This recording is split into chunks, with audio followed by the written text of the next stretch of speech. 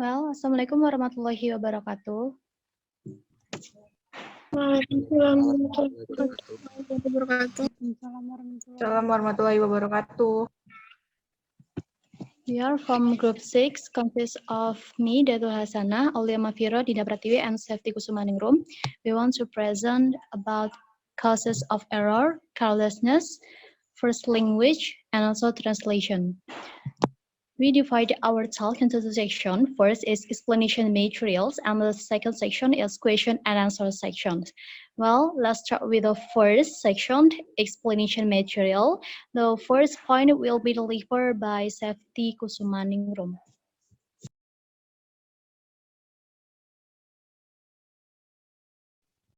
Okay, cause of errors. One, the learner's reason making errors is that they have not mastered the second language yet. It is because they lack second language knowledge and how they are thinking will cause difficulties into the second language. Next, Manda. Heard the theory of causes of error by Norris 1983, which helped in analyzing the students' writing. The causes are carelessness, first language, interference, and translation. Jadi, maksudnya itu adalah salah satu alasan pelajar membuat kesalahan adalah karena mereka belum menguasai bahasa kedua. Itu karena mereka belum memiliki pengetahuan bahasa kedua dan cara berpikir mereka akan menyebabkan kesulitan ke dalam bahasa kedua. Misalnya nih, kayak Rio nih, kalau bahasa ibunya Rio tuh tidak terlupakan. Jadi Rio tuh membahasa Inggriskan tidak terlupakan itu menurut aturan ibunya. Tidak itu don't, terlupakan itu forgettable. Jadi Rio tuh membahasa Inggriskannya tuh kayak jadi don't forgettable, bukan unforgettable. Okay, next material will be delivered by my friend.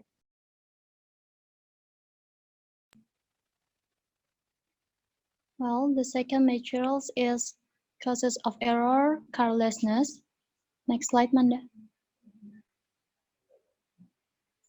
Carelessness it is often closely related to lack of motivation. Many teachers will admit that it's not always the student's fault if he loses interest. Perhaps the materials and or style of presentation do not suit him. Jadi, carelessness, kecerobohan ya. Hal ini tuh berkaitan dengan kurangnya motivasi siswa dalam belajar, dalam mempelajari suatu materi gitu. Nah, dalam hal ini tuh guru pun mengakui gitu kurangnya motivasi atau kehilangan minat belajar siswa itu bukan semata-mata hanya salah dari siswanya itu sendiri, tetapi bagaimana guru itu menyampaikan materi, metode pembelajaran yang digunakan guru juga itu kalau itu tidak cocok dengan siswanya, maka itu juga akan mempengaruhi motivasi mereka. Makanya mereka kehilangan minat dalam mempelajari suatu materi itu. Next slide.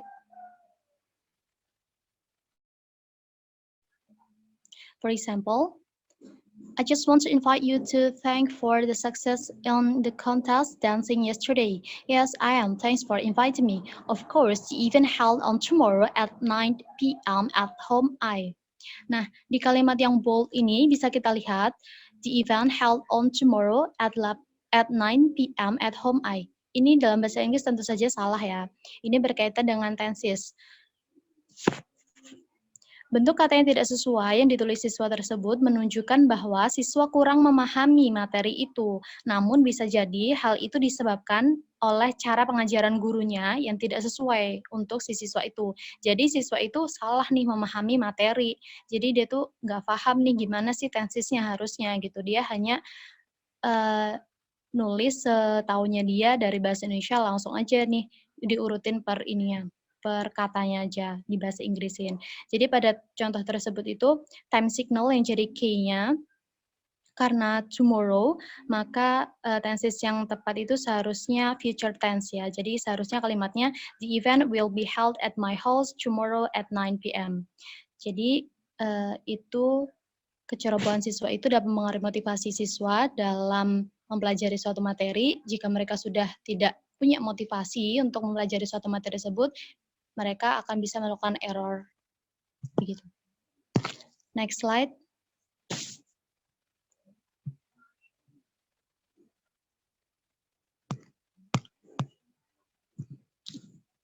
First language. Notice that learning a language, a mother tongue, or a foreign language is a matter of habit formation. When someone tries to earn new habits, the old ones will enter the new ones. This cause of error is called first language interference. Jadi bahasa pertama itu mempengaruhi kesalahan mereka. Next slide. Contohnya di kalimat yang bold.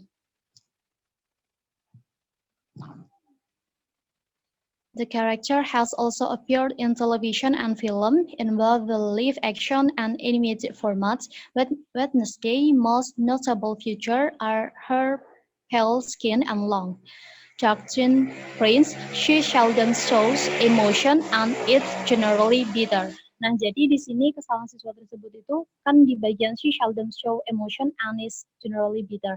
N-nya di sini, punctuation-nya di sini dalam bahasa Inggris tentunya salah ya. Tapi ini dipengaruhi oleh bahasa ibunya mereka.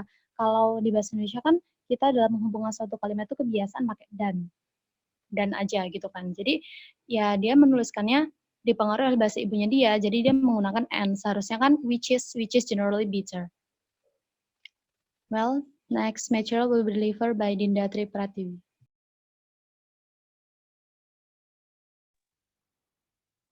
Next slide. For the next slide is translation. Translation is one of the cause of errors. Next. Sebelumnya.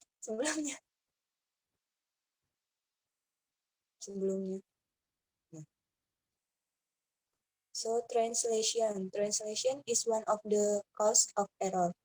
This happens because a student translates his first language sentence or idiomatic expression into the target language word by word. This is probably the most common cause of error. Jadi, salah satu penyebab dari error ini yaitu translation-nya. Hal tersebut terjadi karena kebanyakan siswa itu menerjemahkan sebuah kalimat dari bahasa sumber atau SL ke bahasa target atau TL dengan kata per kata. Seharusnya kan tidak seperti itu. Kita tidak bisa menerjemahkan secara kata per kata saja. Kenapa? Karena bahasa sendiri itu memiliki konsep tersendiri. Dan setiap kata-kata itu memiliki makna yang tentu saja berbeda-beda sesuai konteksnya.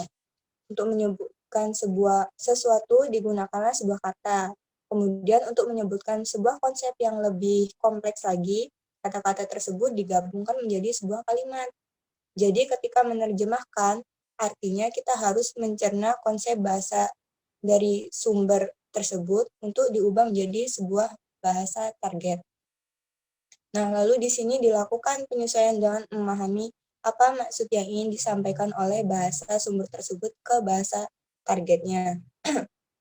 Dan ini dapat dilakukan dengan memahami seluruh kalimat, lalu dibandingkan lagi dengan korelasinya di dalam sebuah kalimat di bahasa target tersebut dengan mengacu pada susunan atau aturan-aturan di bahasa targetnya. Jadi tidak bisa menerjemahkan secara kata per kata saja.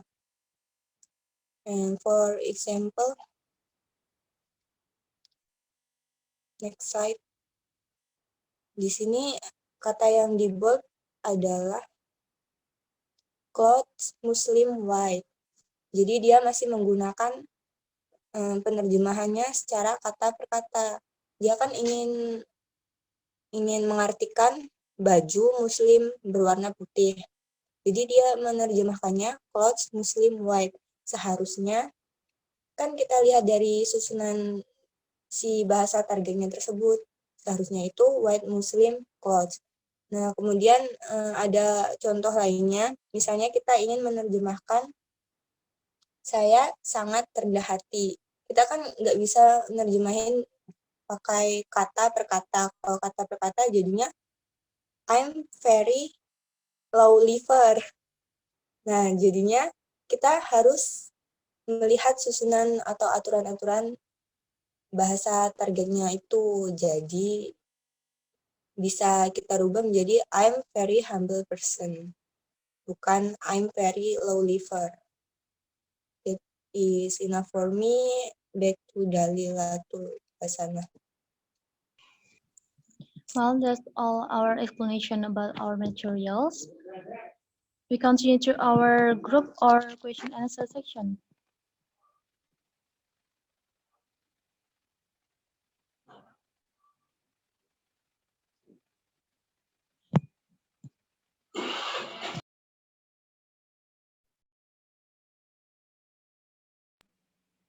Maybe question and answer section first. If all of you have a question, you can do a question directly. May I ask you? Yes. Can you tell me how to translate something in a good and also correct way? Thank you. Okay, thank you, Ines. Others? May I?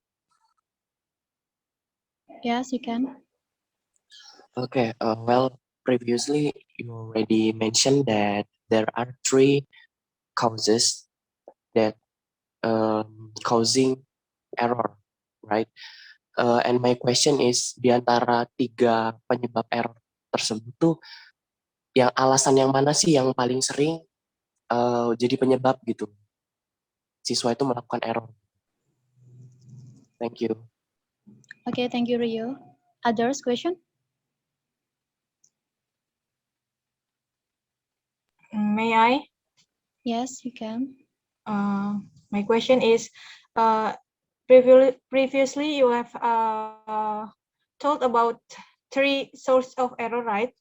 My question is there any cause of error selain dari tiga error yang udah dijelasin tadi? Kalau ada, bisa dijelasin nggak? Okay, thank you, Aulia Ayuningrum. I think enough for question. Give your time to think the answer.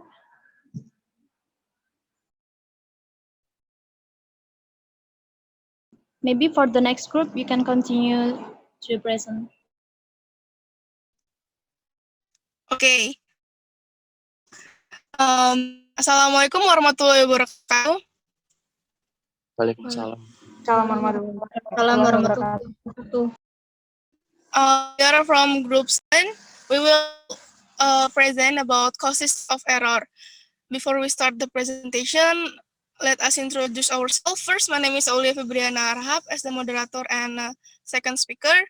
Selvia Yuliza as the first speaker. Yunika Nurul Jana as the third speaker, and Sri Mulyani as the last speaker. So now we want to explain about over generalization. So the material will be delivered by Selvia Yuliza. Selvia Yuliza, time is yours.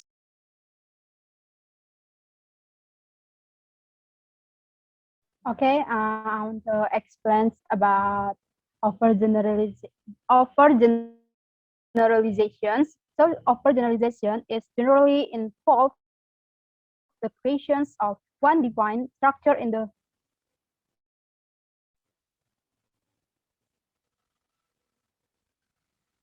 the place of two regular structure. Sorry, ada problem ini belum dimulai share screen-nya.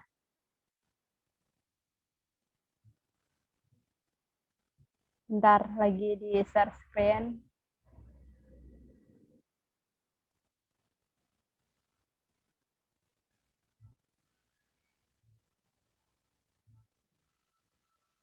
Oke, kita lanjut ya.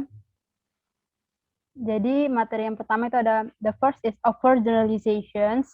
Overgeneralizations is generally involves the creations of one divine structure in the place of two regular structure.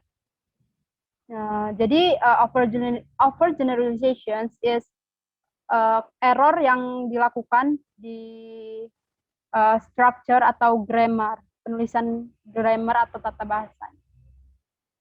Ya, contohnya misalnya he can sing. So in this example sentence, jadi di sini tuh nggak perlu ditambahin s, karena kan yang pertama because before sings there is can, then can is a modal auxiliary and it should be followed by verb infinitive without. So jadi kalimat yang benarnya itu adalah he can sing. Selanjutnya itu ada contoh we are hope. Jadi we are hope ini nggak perlu ditambah to be karena yang benarnya itu adalah subject plus verb. Jadi we hope. Contoh lain misalnya itu foot. Kan foot itu kaki satu, cuman kaki doang. Nah, sedangkan kata jamaknya nggak perlu ditambahin s. Jadi yang benarnya itu kan harusnya feet. Seperti itu. The next material by my friend. Time is yours.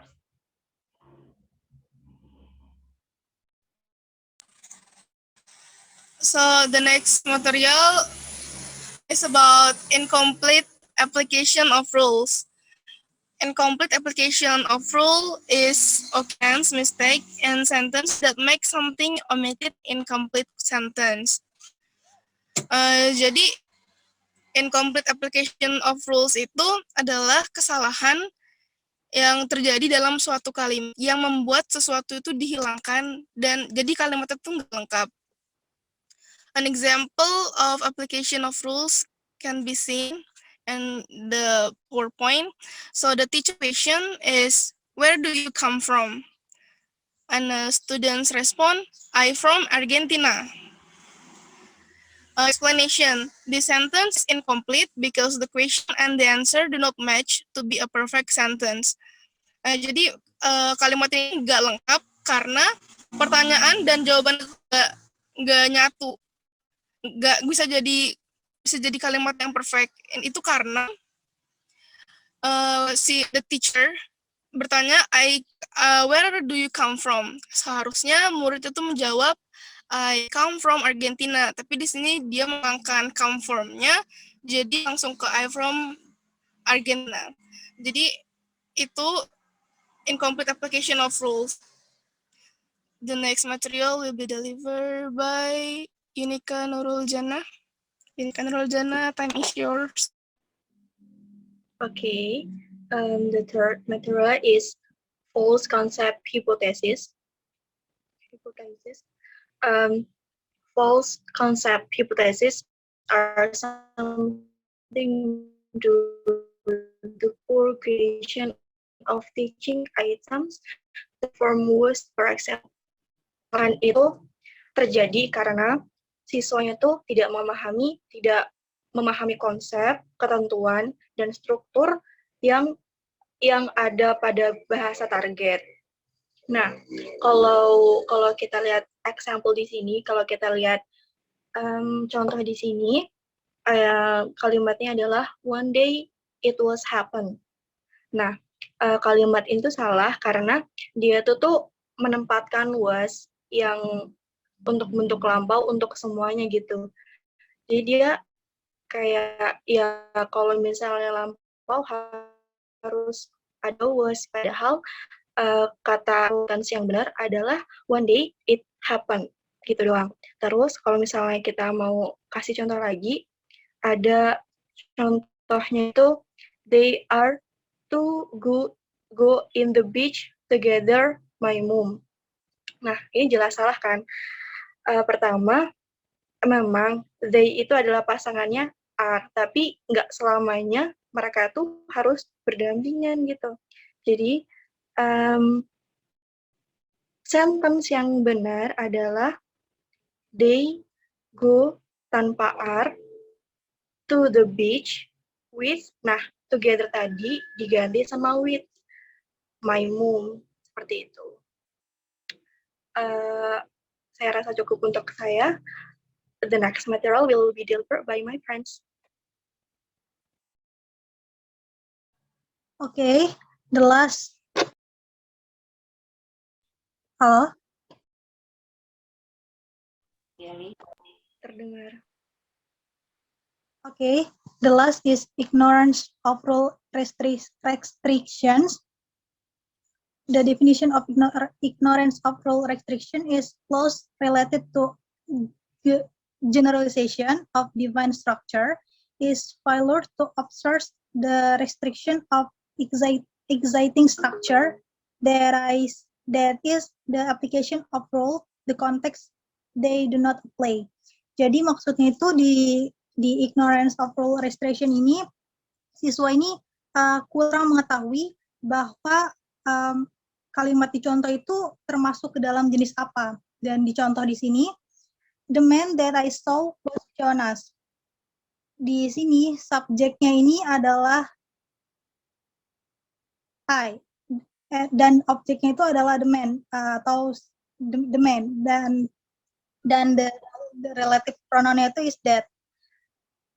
Dan ini termasuk kalimat seharusnya ini termasuk kalimat adjective clause yang dimana rumusnya itu adalah noun plus conjunction dan plus verb. Jadi seharusnya yang kalimat yang benar adalah the man that I saw Jonas. I think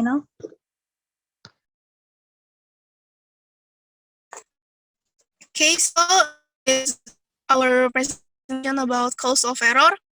If you have a question, you can unmute yourself and reveal the question. May I? Please. Okay, what is the cause of overgeneralization? Can you explain? Sorry, what is the Cause of overgeneralization? Okay. Next. Okay. May I ask? Irfan. Okay, my question is it's about the overgeneralization. So my question is, can you explain about overgeneralization by your language and then give me the example at the PowerPoint. Selain example di PowerPoint. Sorry, the example and give the example. Ya, example. Selainnya ada di PowerPoint ya. Okay. Next, the last question.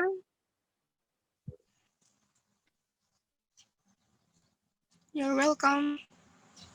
The next question. Anyone?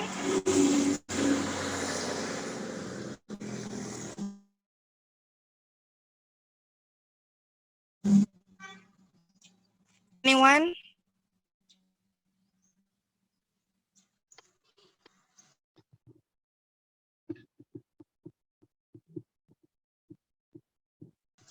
Okay, so I think there are two questions. So give us a time to answer your question.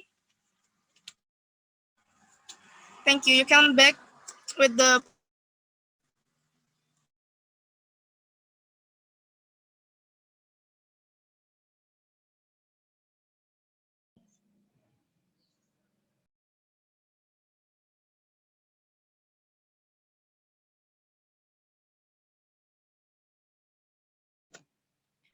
Well, we are from group 6. Me and Lasana want to try answer the Aulia Ionic group questions. Question is there any causes of error except the three ones? Yes, of course. There are several other causes of error except carelessness, first language, and also translation, as explained by group 7. Therefore, other causes of errors, they are overgeneralization, jadi disamaratakan gitu peraturan structure dalam suatu bahasa itu, and then incomplete application of rules, penerapan aturan yang tidak lengkap, false concept hypothesis, tidak paham konsep dan struktur bahasa target, and ignores of rule restriction. Aulia Ayuningrum. Jadi itu semuanya berhubungan dengan grammar atau enggak?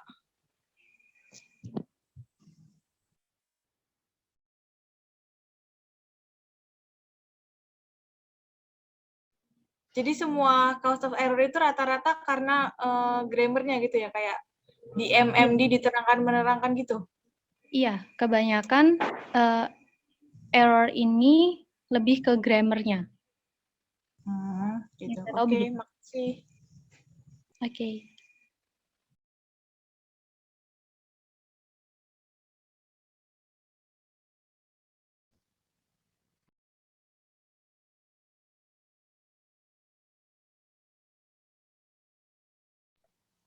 Oke, saya akan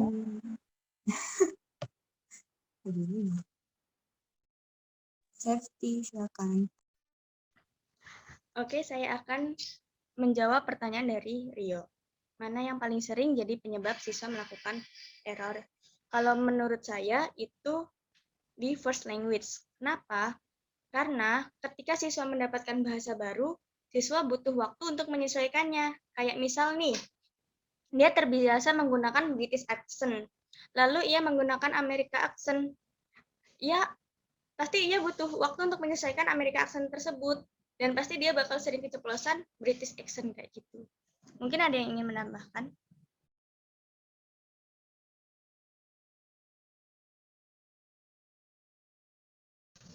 Gimana, Patrio? Oke, I get the point. Berarti itu kan tadi tentang aksennya ya, tapi kalau tentang bahasanya itu berarti sama aja dari first language itu tadi. Gimana? Ya tadi kan Safety kan memberikan contoh, misalkan American accent dengan British accent. Nah, tapi kalau bahasanya berarti sama aja. Penyebab yang paling seringnya yaitu first language ya. Iya, menurut saya seperti itu. Oke, thank you. Izin menambahkan sedikit ya. Jadi berdasarkan beberapa hasil penelitian dari jurnal-jurnal yang sudah kami baca itu, selain dari first language itu, kesalahan siswa itu paling sering juga causes of carelessness itu.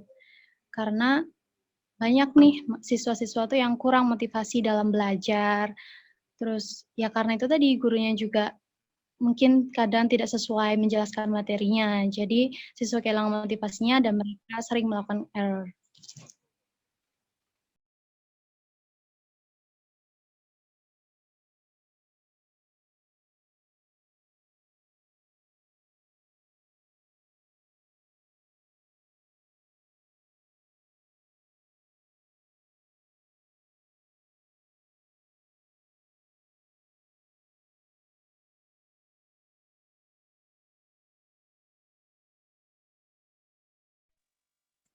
Gimana, Rio? Udah kan? Okay, I will answer Nabila Tinezia question about how to translate in a good and also incorrect way. Jadi, gimana sih menerjemahkan yang baik dan benar itu?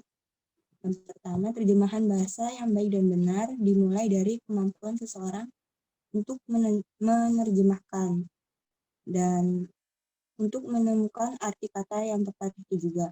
Memahami bentuk dan frasa-frasa, memahami kalimat melalui struktur sintaksis, lalu dilihat juga dari jenis kalimat yang diterjemahkan. Misalnya seperti dokumen resmi, berita, novel, puisi, itu kan pasti cara menerjemahkannya berbeda. Kemudian dalam menerjemahkan terdapat beberapa metode yang dapat membantu kita untuk menerjemahkan sebuah teks. Nah, metode ini menurut Neumark humor in Macali. Jadi ada 8 metode. Yang pertama, word for word translation atau kata ke kata. Nah, translation ini sering ditunjukkan sebagai terjemahan interlinear dengan bahasa bahasa sumber tepat di bawah bahasa target. Nah, sering digunakan untuk mulai menerjemahkan teks yang sulit dipahami. Jadi, sebelum menerjemahkan semua teks, kita pasti melihat kata-kata yang sulit terlebih dahulu karena biasanya kata-kata yang sulit itu diterjemahkan secara kata per kata terlebih dahulu. Kemudian yang kedua, literal translation. Di literal translation ini konstruksi tata bahasa SL atau source language-nya diubah ke padanan TL atau target language terdekatnya, tetapi kata-kata leksikal sekali lagi diterjemahkan secara tunggal di luar konteks. Kemudian yang ketiga ada faithful translation. Di penerjemahan ini mempertahankan bentuk dari bahasa sumbernya sehingga menghasilkan bahasa target yang sesuai. Jadi dia tuh mempertahankan bentuk si SL itu untuk diterjemahkan di TL. Biasanya terjemahan ini dapat dilihat di teks-teks hukum karena jenis teks itu membutuhkan SL yang tetap atau bentuknya tetap pada bentuk target language-nya. Kemudian yang keempat ada semantic translation. Metode penerjemahan semantik lebih tepat digunakan untuk teks ekspresif seperti novel. Metode penerjemahan semantis menaruh minat pada nilai estetis dan si bahasa sumber ini harus terlihat indah dan alami. Jadi ketika diterjemahkan ke bahasa targetnya, makna, keindahan, dan kewajaran harus tetap dipertahankan di bahasa target tersebut. Kemudian yang kelima, adaptation. Nah, bentuk terjemahan ini yaitu bentuk terjemahan yang paling bebas. Ini digunakan terutama untuk drama biasanya, seperti komedi dan puisi, tema, karakter, plot biasanya menggunakan bentuk translation adaptasi. Kemudian ada free translation. Free translation ini atau terjemahan bebas ini mereproduksikan materi tanpa cara atau konten tanpa bentuk aslinya. Biasanya ini adalah parafrase yang lebih panjang dari aslinya yang disebut terjemahan intralingual. Kemudian ada idiomatic translation. Terjemahan idiomatic ini mereproduksi pesan dari aslinya tetapi cenderung mendistorsi nuansa makna dengan lebih memilih bahasa sehari-hari dan idiom di mana ini tidak ada dalam aslinya. Kemudian yang ke-8, communicative translation atau terjemahan komunikatif. Di sini mencoba untuk membuat makna kontekstual yang tepat dari aslinya, sedemikian rupa sehingga konten dan bahasanya dapat diterima dan dipahami oleh pembaca. Jadi dalam metode ini metode ini dapat membantu kita untuk menerjemahkannya dengan baik dan insya Allah tepat. Seperti itu. Gimana Saudari Nabila Tunazia? Oke, Dinda.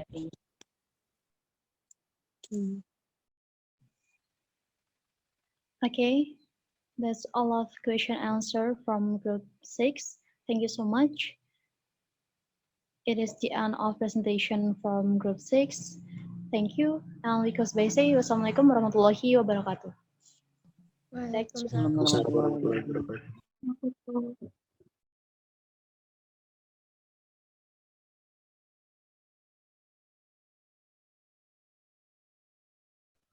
Okay, I'm Salfiza. I want to try to answer the questions from Anin. So, jadi pertanyaannya tadi tuh jelasin kembali tentang overgeneralization.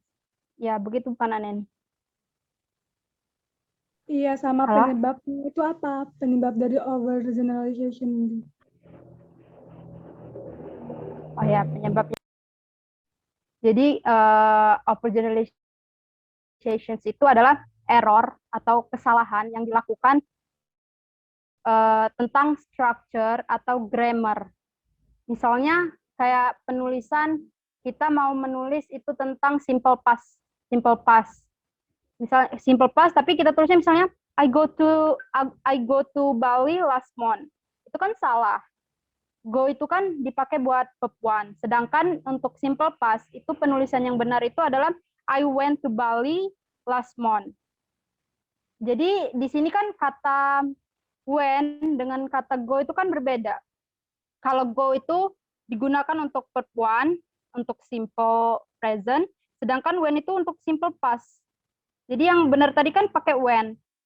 Untuk kalimat yang kita mau pergi ke Bali bulan lalu, untuk menerangkan kita pergi ke Bali, saya pergi ke Bali bulan lalu, itu menggunakan when. Jadi yang benernya itu I went to Bali last month. Seperti itu. Jadi kalau penyebabnya itu tuh mungkin menurut kelompok kami, penyebabnya karena ketidaktahuan si penulisnya, atau mungkin dia karena sudah biasa pakai bahasa Indonesia, ketika di Inggris kan mungkin menurut mereka go juga kan pergi artinya. Sedangkan kalau di error itu kan itu berarti harus salah. Seperti itu menurut saya sih. Karena ketidaktahuan dan juga karena mereka mungkin berprinsip setidaknya kan yang penting artinya tetap pergi, sama-sama pergi. Seperti itu menurut saya. Sudah jelas atau ada yang ingin ditanyakan lagi, Anen? Enough. Thank you, Salvia Yuliza.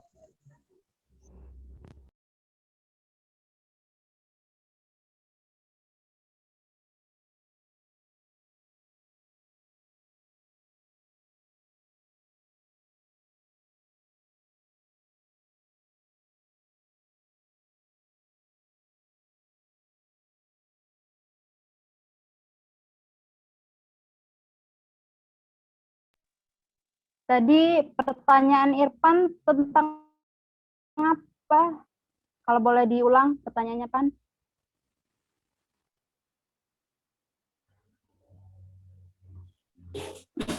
Irfan. Pertanyaannya hampir sama kayak Anin tadi ya. Kayaknya udah dijawab juga sih. Jelaskan kembali tentang overgeneration dan contoh lain selain yang ada di PPT. Oh ya, jadi contoh lain misalnya kita mau nulis ngertiin mouse. Kan tikus itu ada dua. Kalau misalnya satu tikus itu mouse. Kalau dua tikus nggak mungkin kan mouses. Pasti tulisannya M-I-C-E. Nggak mungkin ditambahin S. Seperti itu bisa juga salah satu contohnya. Kemudian ada lagi contoh, misal itu angsa. Angsa itu kan ada, kalau angsa satu angsa itu ada gas. Kalau angsa lebih dari satu itu gas. Seperti itu.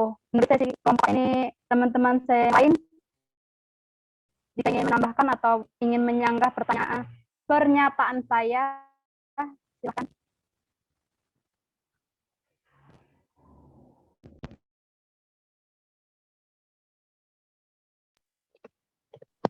Berarti itu hampir sama ya kayak yang false concept hypothesis. Iya, hampir sama. Dia kan menyesuaikan subjek, terus juga menyesuaikan dengan grammarnya, misalnya grammarnya untuk simple past lebih dari satu orang digunakannya seperti itu. Seperti tadi lebih dari satu penggunaan. Terus tuh kalau misalnya dia untuk present penggunaannya seperti apa, seperti itu sih lebih tepatnya.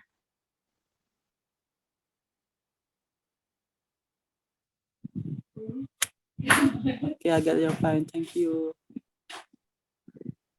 Ya, teman-teman yang lain jika ingin menambahkan atau ingin menyanggah dari pernyataan saya, silahkan.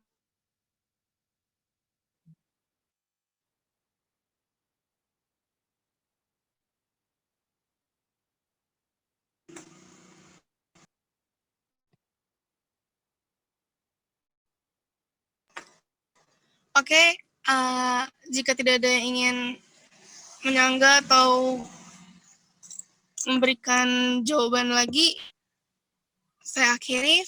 So this is the end of our presentation about causes of error. Thank you for your nice attention. The last essay. Wassalamualaikum warahmatullahi wabarakatuh. Waalaikumsalam warahmatullahi wabarakatuh.